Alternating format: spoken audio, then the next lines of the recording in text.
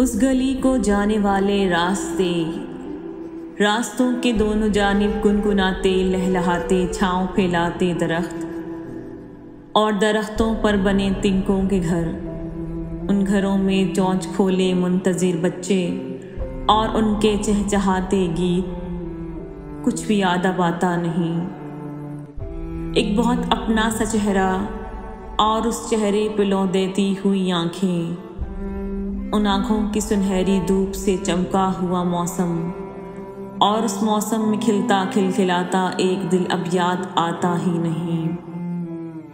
کچھ رنگ میں بھیگی ہوئی شامیں، فضا میں پھیلتی کافی کی خوشبو،